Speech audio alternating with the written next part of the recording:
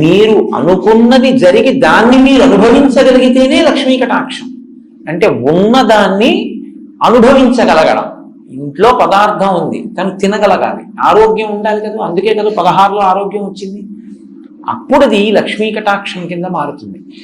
ఈ లక్ష్మీ కటాక్షాన్ని ఇంట్లో కృప చెయ్యగలిగినటువంటి రూపం మీరు ఇలా చూస్తే చాలు, మీకు ఇవ్వగలిగినటువంటి రూపం వినాయక స్వరూపం.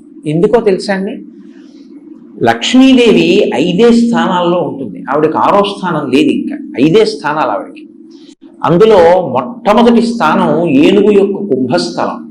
మీరు లేవగానే ఒకసారి వినాయకుడి యొక్క ముఖాన్ని చూశారనుకోండి, ఇలా ఆయన ముఖాన్ని చూసినంత మాత్రం చేత మీకు లక్ష్మీ కటాక్షం కలుగుతుంది. ప్రతిరోజు వినాయకుడి ముఖం చూస్తే చాలు.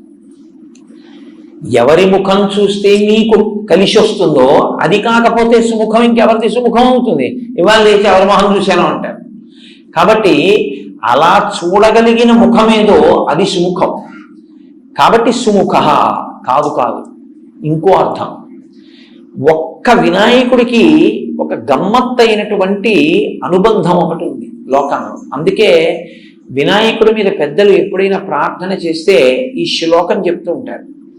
శ్రీకాంతో మాతులో యస్య జననీ సర్వమంగళ జనక శంకరో దేవ తం వందే కుంజరాననం అని చెప్తారు. ఇది చాలా గమ్మత్తైన శ్లోకం నిజంగా. ఎందుకంటే ఎప్పుడైనా నమస్కారం చేస్తే ఆయన తల్లి సంబంధం చెప్తారు, తండ్రి సంబంధం చెప్తారు. ఒక్క వినాయకుడికి మాత్రం మేనమామ గారితో మొదలెడతారు.